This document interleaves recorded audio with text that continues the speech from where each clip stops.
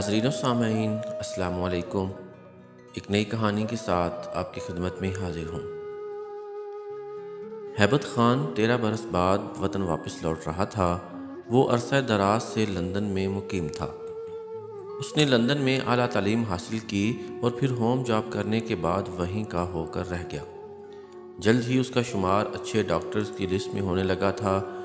اس کی شادی کے 2 سال بعد اس کا باپ یکبارگی دل کا دورہ پڑنے سے لقمہ اجل ہو گیا۔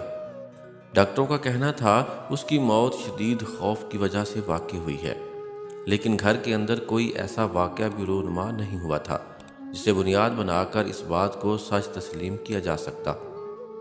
ہیبت خان کا باپ وجاہت خان اپنے علاقے کا وڈیرا گردانا جاتا تھا۔ علاقے کے اندر سب سے بڑی حویلی وجاہت خان کی ہی تھی۔ علاوہ ازیں وجاہت خان 4.5 مربع زمین کا مالک تھا۔ اس کی وفات کے بعد سب کچھ ہیبت خان کے کنٹرول میں آ گیا تھا۔ 4 کنال کی اراضی میں 4 دیواری ڈال کر ایک سائیڈ پر ایک کنال پر عظیم الشان کوٹھی تیار کروائی گئی، جبکہ اس کے بالکل سامنے ایک کنال پر ایک چھوٹا سا گراؤنڈ نما پارک بنایا گیا تھا۔ ساتھ والی 2 کنال جگہ میں حویلی کے بالکل پیچھے ملازموں کے لیے کوارٹر بنائے گئے تھے، جبکہ ایک سائیڈ پر ایک چھوٹا سا قبرستان بنایا گیا تھا جہاں وجاہت خان کے والدین اور بہن کو دفن کیا گیا تھا۔ وجاہت خان اپنے وقت کا ایک ظالم، جابر اور بغیرت قسم کا انسان گزرا تھا۔ پیسہ اور حسن دونوں ہی وجاہت خان کی کمزوریاں تھیں۔ کتنی ہی معصوم اور بے گناہ دوشیزاؤں کی عصمت کا جنازہ اس نے نکالا تھا۔ غریب لوگوں کی اس کے خلاف زبان کھولنے کی سکت نہ تھی۔ اس کے ظلم کی انتہا تو اس وقت ہوئی جب اس کی حویلی میں رانا الفت نے آنا شروع کر دیا۔ رانا الفت کا تعلق انڈر ورلڈ کی دنیا سے تھا۔ شروع میں اس نے وجاہت خان کے ذریعے منشیات فروشی کے دھندے کو فروغ دیا۔ جب اس کا وجاہت خان پر اعتماد پیدا ہو گیا تو اس نے وجاہت خان کے ذریعے نوجوان دوشیزاؤں کو اغوا کرنا شروع کر دیا۔ پیسہ پہلے ہی وجاہت خان کی کمزوری تھا۔ رانا الفت نے وجاہت خان کو سر سے پاؤں تک پیسے میں چھپا دیا تھا۔ وجاہت خان نے بھی حد سے زیادہ رانا الفت پر اعتماد کرنا شروع کر دیا تھا، لیکن وجاہت خان اس بات سے قطعی آشنا نہ تھا کہ رانا الفت کس قدر آتش کا پرکالا ہے۔ رانا الفت وجاہت خان پر پیسے کی بارش کر رہا تھا تو دوسری طرف وجاہت خان اپنے چیلوں کے ذریعے اسے لڑکیاں پہنچا رہا تھا۔ لیکن ایک رات وجاہت خان دل کا شدید دورہ پڑنے سے خالق حقیقی سے جا ملا۔ باپ کی وفات کے بعد ہیبت خان اپنی فیملی سمیت لندن شفٹ ہو گیا تھا۔ پیچھے کا سارا نظام اس نے منشی فیض رسول کے سپرد کر دیا تھا۔ لندن رہ کر وہ وقتاً فوقتاً منشی فیض رسول سے حالات و واقعات کے متعلق آگاہی لیتا رہتا تھا۔ منشی فیض رسول ایک نہایت ہی نیک اور ایماندار انسان تھا۔ خالق حقیقی نے اسے 3 بچوں سے نوازا تھا۔ سب سے بڑا بیٹا راشد خان جو کہ اب میٹرک کے امتحان سے فارغ ہوا تھا، اس سے چھوٹا بیٹا ظہیر خان 6ٹھی کلاس میں پڑھ رہا تھا۔ ہیبت خان کی اہلیہ مونا خان ایم اے انگلش کیا ہوا تھا اور لندن کے ہی ایک پرائیویٹ فرم میں بطور سیکرٹری خدمات سر انجام دے رہی تھی۔ وقت پر لگا کر گزرتا چلا گیا اور 13 سال کا طویل عرصہ پلک جھپکنے میں گزر گیا۔ 13 برس بعد ہیبت خان اپنی فیملی کے ساتھ واپس اپنے گاؤں آ رہا تھا۔ 13 برس بعد جب وہ اپنے گاؤں داخل ہوا تو اسے حیرت ہوئی۔ اسے یوں لگا جیسے دنیا ہی بدل گئی ہو۔ کچی آبادی پکی عمارتوں کا روپ دھار چکی تھی۔ گاؤں کا گاؤں شہر میں بدل چکا تھا۔ ضرورت زندگی کی ہر سہولت دستیاب تھی۔ اس کے تخیل میں وہ گاؤں آیا جب یہاں کچی آبادیاں تھیں، لیکن آج یہ تبدیلی دیکھ کر وہ انگشت بدننداں رہ گیا۔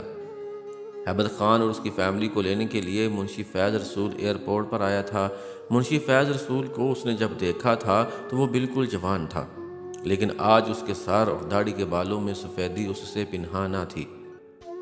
آپ کی زندگی کا سورج بھی ڈھلتا جا رہا ہے، ہیبت خان نے راستے میں منشی فیض رسول کو چھیڑتے ہوئے کہا تو سب کی ہنسی نکل گئی۔ یہ سفیدی ایسے ہی نہیں آئی، منشی فیض رسول نے بتایا۔ آپ لوگوں نے میرے ناتواں کندھوں پر بہت بڑا بوجھ لاد دیا ہے۔ ہر وقت چنتا کھائے رہتی تھی کہ کہیں اونچ نیچ نہ ہو جائے۔ زندگی میں بھی کبھی آپ کے باپ دادا سے دھوکہ نہیں کیا تھا۔ آپ کی وفاداری کا میں بچپن سے ہی قائل ہوں، ہیبت خان نے مسکراتے ہوئے کہا۔ یہ سب آپ کی محبت ہے، منشی فیض رسول گاڑی حویلی میں داخل کرتے ہوئے بولا۔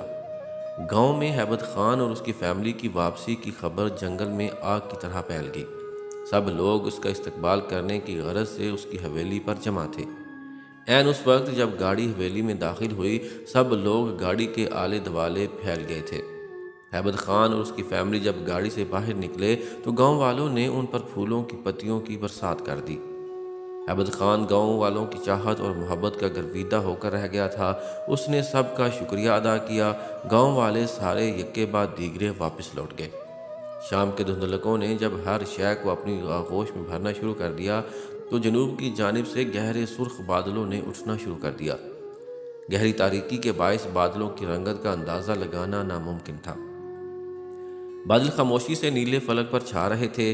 جیسے جیسے کچھوے کی رفتار سے بادل چھا رہے تھے، ویسے ویسے ماحول میں بے چینی اور گھبراہٹ اور حبس بڑھنا شروع ہو گئی تھی۔ حبس جیسے جیسے بڑھ رہی تھی، ہر کس و ناکس مضطرب ہونے لگا تھا۔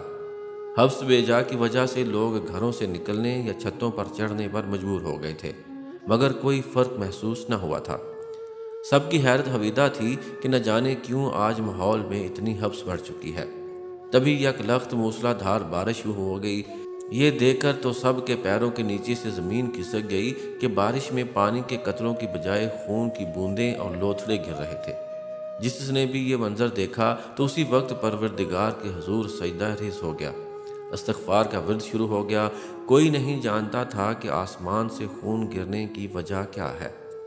دوسری طرف سفر کی تھکاوٹ کے باعث ہیبت خان اور اس کی فیملی خواب خرگوش کے مزے لوٹنے لگے، لیکن انہیں سوئے ابھی تھوڑی ہی دیر بیتی ہوگی کہ یکدم سکوت زدہ فضا میں دلخراش چیخیں گونج اٹھیں۔ یوں لگ رہا تھا جیسے ایک ساتھ درجنوں لوگ چیخ و پکار کر رہے ہوں۔ ہیبت خان اور اس کی ساری فیملی سہم گئے۔ ہیبت خان کے بچے کچھ زیادہ ہی خوفزدہ ہو گئے تھے۔ ہیبت خان نے منشی فیض رسول کو بلوا لیا اور ان چیخوں کے بارے میں دریافت کیا، مگر وہ کچھ جانتا ہوتا تو اسے بتاتا۔ معذرت چاہتا ہوں سرکار، منشی فیض رسول بے چارگی کے عالم میں بولا۔ پوری حویلی چھان ماری ہے، لیکن کچھ سمجھ نہیں آ رہی کہ آوازیں حویلی کے کس حصے سے آ رہی ہیں، نہ ہی یہ پتہ چل رہا ہے کہ چیخ کون رہا ہے۔ منشی فیض رسول کی بات سن کر ہیبت خان اور اس کی فیملی حیران رہ گئے۔ تم جانتے ہو کہ تم کیا کہہ رہے ہو؟ ہیبت خان نے منشی فیض رسول کو حیران کن اکھیوں سے گھورتے ہوئے پوچھا۔ جلد سے جلد مجھے وضاحت چاہیے۔ ہیبت خان کا لہجہ تحکمانہ لیکن حیرت والا تھا۔ اسے منشی فیض رسول کی ذہنی حالت پر حیرت ہو رہی تھی۔ ہیبت خان کا حکم سنتے ساتھ ہی منشی فیض رسول نے مڑنا چاہا ہی تھا کہ یک لخت آوازیں آنا بند ہو گئیں۔ تم جا سکتے ہو، لیکن یاد رکھنا، ایک تو اب کوئی خلل برداشت نہیں کروں گا، دوسرا اس واقعہ کی مکمل تحقیقات کرواؤ، مجھے صبح وضاحت چاہیے۔ منشی فیض رسول منہ سے کچھ نہ بولا، بس سر ہاں میں ہلاتا ہوا چپ چاپ دبے قدموں واپس لوٹ آیا۔ مجھے لگتا ہے کہ یہ بڈھا عقل سے پیدل ہے، مونا خان لیٹتے ہوئے بولی۔ ایسی کوئی بات نہیں ہے، ہیبت خان نے منشی فیض رسول کی حمایت میں کہا۔ کیا یہ حیرت زدہ بات نہیں ہے کہ ایک عجیب و غریب واقعہ رونما ہوا اور حویلی کا خاص بندہ بونگوں سے جواب دے رہا ہے؟ مونا خان بولی۔ چھوڑو اس بات کو، سو جاؤ، ہیبت خان لاجواب ہو کر بولا۔ بچوں کو بھی سلاؤ، ایسی باتوں سے بچوں کے ذہن پر برا اثر پڑ سکتا ہے۔ مونا خان منہ سے تو کچھ نہ بولی، لیکن خوف کی ایک سرد لہر اس کے پورے شریر میں سرایت کر چکی تھی۔ اس نے بچوں کو ساتھ لٹا لیا تھا، لیکن یوں لگتا تھا جیسے نیند ان کی آنکھوں سے کوسوں دور ہو چکی تھی۔ اس کی چھٹی حس اسے انجانے اندیکھے خطروں سے آگاہ کر رہی تھی۔ بے شک جس ماحول کے وہ عادی تھے، وہاں ان باتوں کو تصور نہیں کیا جا سکتا تھا، بلکہ ذہنی فطور تصور کیا جاتا۔ لیکن جو کچھ بھی تھا، اس نے مونا خان کو ضرور سوچنے پر مجبور کر دیا تھا۔ منشی فیض رسول کے ساتھ مل کر روزانہ ہیبت خان نے اپنی زمینوں کا چکر لگانا شروع کر دیا تھا۔ بچوں کو 3 ماہ کی چھٹیاں تھیں اور اس بار اس نے یہ چھٹیاں اپنے گاؤں میں گزارنے کا ارادہ بنایا تھا۔ ہر طرف ہریالی ہی ہریالی تھی۔ منشی فیض رسول کی ایمانداری اور محنت کا ہیبت خان مزید گرویدہ ہو کر رہ گیا تھا۔ زمینیں سونا اگر رہی تھیں، اس کے علاوہ ہر طرف قد آور درخت دکھائی دے رہے تھے۔ انہی درختوں میں ایک بیر کا درخت بھی تھا جس کی شاخیں پھلوں سے لدی اور جھکی ہوئی تھیں۔ منشی فیض رسول اور ہیبت خان دونوں چلتے ہوئے اس درخت تک جا پہنچے۔ سرکار، اس درخت کا پھل بہت میٹھا اور رسیلا ہے، منشی فیض رسول نے بتایا تو ہیبت خان نے درخت بغور دیکھا۔ پھل اور دار درختوں کے پھل وقتاً فوقتاً گاؤں والوں کو تقسیم کرواتا رہتا ہوں، غرباء میں اناج بھی تقسیم کرواتا رہتا ہوں۔ ہیبت خان نے ہونٹ بھینچتے ہوئے خوشی سے کہا، یہ تو بہت اچھی بات ہے، اللہ پاک رزق میں برکت پیدا کرتے ہیں۔ ویسے بھی یہ ہماری رعایا ہے، اگر ہم نے ان کا خیال نہیں رکھنا تو کس نے رکھنا ہے؟ ہاں، اگر ہم ان کا خیال نہیں رکھیں گے تو ہم سے بھی پوچھ گچھ ہوگی۔ جس قدر ممکن ہو گاؤں کے ضرورت مندوں کی ہر ضرورت پوری کیا کرو۔ یہی نہیں، باہر کا کوئی بھی آ جائے تو کسی بھی قسم کی کمی بیشی نہیں ہونا چاہیے۔ ایسا ہی ہوگا سرکار، منشی نے جواب دیا۔ ہیبت خان نے درخت کی ایک لٹکی ہوئی شاخ کو پکڑ کر اس سے ایک موٹا تازہ بیر توڑا، لیکن بیر توڑنے کی دیر تھی کہ اگلا منظر دیکھ کر ہیبت خان سمیت منشی فیض رسول بھی حیرت کے سمندر میں غوطہ زن ہو کر رہ گیا۔ جس ٹہنی سے بیر توڑا گیا تھا اس جگہ سے خون کی بوندیں ٹپکنا شروع ہو گئی تھیں۔ ہیبت خان نے حیران کن اکھیوں سے منشی فیض رسول کو دیکھا اور ہاتھ میں پکڑا ہوا بیر سرایت سے ایک طرف پھینک دیا۔ منشی فیض رسول سرعت سے ہیبت خان کی طرف بڑھا، دوسرے ہی لمحے یوں لگا جیسے موسلا دھار بارش شروع ہو گئی ہے۔ بارش کیا تھی، خون کی بوندیں پورے درخت سے ٹپک رہی تھیں۔ ہیبت خان اور منشی فیض رسول دونوں ہی پوری طرح سے خونی بارش کی زد میں آ چکے تھے۔ ہر طرف خون ہی خون پھیلتا جا رہا تھا۔ بڑی ہی مشکل سے ایک دوسرے کو سہارا دیتے ہوئے دونوں اس بیر کے درخت سے نیچے سے نکلے، لیکن یہ دیکھ کر ان کی حیرت ہویدا رہ گئی کہ ان کے درخت کے نیچے نکلتے ساتھ ہی خونی بارش یکدم تھم گئی۔ یہی نہیں، ان کے کپڑے اور جسم یکدم یوں خشک و صاف ہو گئے جیسے کچھ ہوا ہی نہ ہو۔ دونوں کے ہاتھ پاؤں پھول چکے تھے۔ یہ سب کیا ہو رہا ہے؟ ہیبت خان نے خوف زدہ لہجے میں پوچھا۔ ہیبت خان پوری طرح سے خوف کی زد میں آ چکا تھا، اسے کچھ سمجھ نہیں آ رہی تھی، بس وہ متواتر منشی فیض رسول کو تکے جا رہا تھا۔ منشی فیض رسول خود انگشتے بدنداں رہ گیا تھا کہ یہ سب ہو کیا گیا تھا۔ معافی چاہتا ہوں سرکار، میں کچھ بھی نہیں جانتا۔ منشی فیض رسول کے لہجے سے بے بسی اور بے چارگی عیاں تھی، لیکن حالات اور واقعات بتا رہے ہیں کہ یہ سب کالے جادو کا کوئی کھیل ہے۔ ممکن ہے کوئی آپ کے جاہ و جلال اور مرتبے سے جیلس ہوتا ہو، آپ کی کامیابی اس کے دل پر نشتر کے جیسے پڑتی ہو اور اس نے آپ پر زبردست کالا جادو کروا دیا ہو۔ یہ سب بکواس ہے، ایسے کیسے ہو سکتا ہے؟ ہیبت خان غصے سے پیچ و تاب کھاتے ہوئے بولا۔ سرکار، ایسی باتیں نہ کریں، منشی فیض رسول نے تڑپ کر کہا۔ ایسے حالات و واقعات کو پس پشت نہیں ڈالا جا سکتا۔ حالات یہی بتا رہے ہیں، دال میں ضرور کچھ کالا ہے۔ کسی اللہ والے سے ضرور حساب کتاب کروا لینا چاہیے۔ لگتا ہے واپس آ کر میں نے بہت بڑی غلطی کی ہے، ہیبت خان نے بے بسی سے کہا۔ میری فیملی کے اندر خوف بڑھتا جا رہا ہے۔ مجھے اپنی فیملی بہت پیاری ہے، انہیں اس حال میں نہیں دیکھ سکتا۔ اگر مزید ایسا کوئی واقعہ ہوا تو میرے لیے یہاں رکنا ناممکن ہو جائے گا۔ منشی فیض رسول کے پاس کہنے کے لیے کچھ نہ تھا، اس لیے اس نے چپ ہی رکھی۔ دونوں چلتے ہوئے گاڑی تک پہنچ گئے تھے۔ ہیبت خان نے ڈرائیونگ سیٹ سنبھالی، جبکہ منشی فیض رسول اس کے ساتھ فرنٹ سیٹ پر براجمان ہو گیا۔ ہیبت خان نے گاڑی حویلی کی اور موڑی اور اسے گیئر میں ڈال دیا۔ اس کی سمجھ میں کچھ نہیں آ رہا تھا کہ کرے تو کیا کرے۔ رات کا نہ جانے کون سا پہر تھا، ہر کوئی گھوڑے بیچ کر سو رہا تھا، ہر طرف ہو کا عالم تھا۔ ہیبت خان کی حویلی میں بھی سکوت طاری تھا، سارے مکین گھوڑے بیچ کر سو رہے تھے۔ ہیبت خان اور اس کی بیگم مونا خان الگ، جبکہ تینوں بچے علیحدہ کمرے میں سوتے تھے۔ تینوں بھائی گہری نیند سو رہے تھے جب یکبارگی ظہیر خان کی آنکھ کھٹکے سے کھل گئی تھی۔ وہ جلدی سے اٹھ کر بیٹھ گیا۔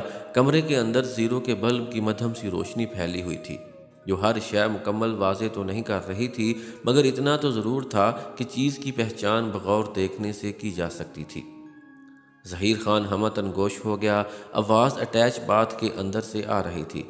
باتھ کے اندر بڑے ٹب میں پانی گر رہا تھا اور یوں لگ رہا تھا جیسے کوئی اندر نہا رہا ہو۔ ظہیر خان نے اپنے دونوں بھائیوں کی طرف دیکھا تو حیرت کے سمندر میں غوطہ زن ہو گیا، کیونکہ اس کو دونوں بھائی اس کے ساتھ بیڈ پر دراز تھے۔ ظہیر خان کی حیرت حویدہ رہ گئی۔ اس کی چھٹی حس اسے خبردار کرنے لگی کہ دال میں ضرور کچھ کالا ہے۔ اس نے نگاہیں اٹھا کر کمرے کے دروازے کو دیکھا، لیکن یہ دیکھ کر اس کی حیرت بڑھ گئی کہ دروازے کے اندر سے چٹکی لگی ہوئی ہے۔ ظہیر خان بنا آواز پیدا کیے اپنی جگہ سے اٹھا اور باتھ روم کی طرف بڑھا۔ باتھ روم کے دروازے کے پاس جا کر اس نے کان لگا کر سننا چاہا، لیکن کسی نتیجہ خیز مرحلے پر نہ پہنچ سکا۔ باتھ روم کے دروازے کے اندر سے چٹکنی نہیں لگی ہوئی تھی۔ ظہیر خان نے دروازے پر ہاتھ کا دباؤ بڑھایا تو دروازہ کھلتا چلا گیا۔ سامنے ٹب کے اندر پہم پانی گر رہا تھا، لیکن نہانے والا کہیں نہیں دکھائی دے رہا تھا۔ ظہیر خان باتھ روم کے اندر داخل ہو گیا۔ اندر کوئی ہوتا تو اسے دکھائی دیتا۔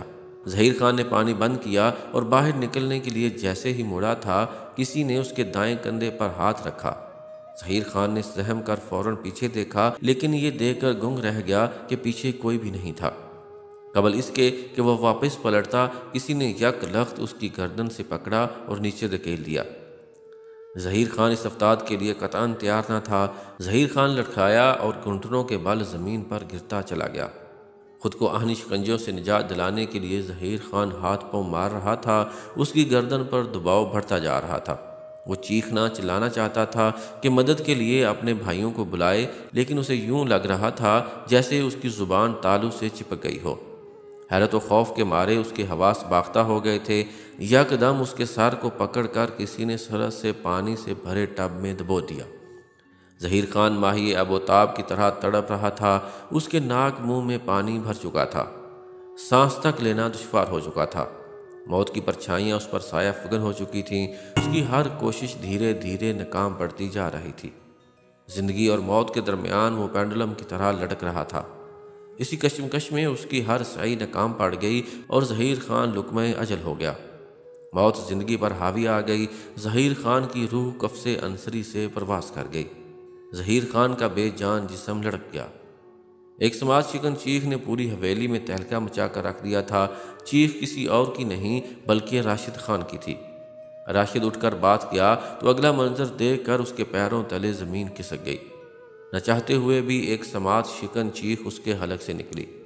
حیدر خان جو کہ اب تک خواب خرگوش کے مزے لوٹ رہا تھا، راشد خان کی چیخ پر حیدر خان بھی ہڑبڑا کر اٹھ گیا اور وہ بھی فوراً باتھ روم کی جانب بڑھا۔ اگلا منظر دیکھ کر اس کے ہاتھوں کے طوطے بھی اڑ گئے۔ دوسری طرف چیخ کی آواز سن کر ہیبت خان اور مونا خان بھی ان کے کمرے کی اور بڑھے اور زور زور سے دروازہ پیٹنا شروع کر دیا۔ دونوں بھائیوں کے رونے کی آوازیں ان کی سماعت سے ٹکرا رہی تھیں۔ راشد خان تو ہوش و حواس سے بیگانہ ہو کر دھواں دھار روئے جا رہا تھا۔ حیدر خان نے آگے بڑھ کر دروازہ کھولا۔ دروازہ کھلتے ساتھ ہی ہیبت خان اور مونا کے علاوہ اکٹھے ہو جانے والے ملازم بھی اندر داخل ہو گئے۔ ابو، حیدر خان نے روتے ہوئے باتھ روم کی طرف اشارہ کیا۔ بھیا حیدر خان سے بولا نہیں جا رہا تھا۔ دونوں میاں بیوی جب باتھ روم کی طرف بڑھے تو اگلا منظر دیکھ کر ان کے اوپر کا سانس اوپر اور نیچے کا سانس نیچے اٹک کر رہ گیا۔ جو منظر ان کے سامنے تھا اسے دیکھ کر انہیں یقین نہیں ہو رہا تھا۔ اتنی دیر میں منشی فیض رسول بھی پہنچ گیا تھا۔ اس نے آگے بڑھ کر ہیبت خان کو دلاسا دیا، جبکہ ملازموں کو فوراً حکم دے کر ظہیر خان کے جسد خاکی کو بیڈ پر لٹا دیا گیا۔ پلک جھپکتے ہی پوری حویلی میں ماتم شروع ہو گیا تھا۔ مونا خان کا رو رو کر برا حال تھا۔ حیدر خان اور راشد خان بھی دھواں دار رو رہے تھے۔ ظہیر خان کی موت کی خبر پورے گاؤں میں جنگل کی آگ کی طرح پھیل گئی تھی۔ گاؤں والے یک کے بعد دیگرے اکٹھا ہونا شروع ہو گئے تھے۔ پورا گاؤں جہاں ہیبت خان اور اس کی فیملی کے غم میں شریک تھا، وہیں حیران و ششدر بھی تھا کہ ظہیر خان کی موت کیسے واقع ہو گئی۔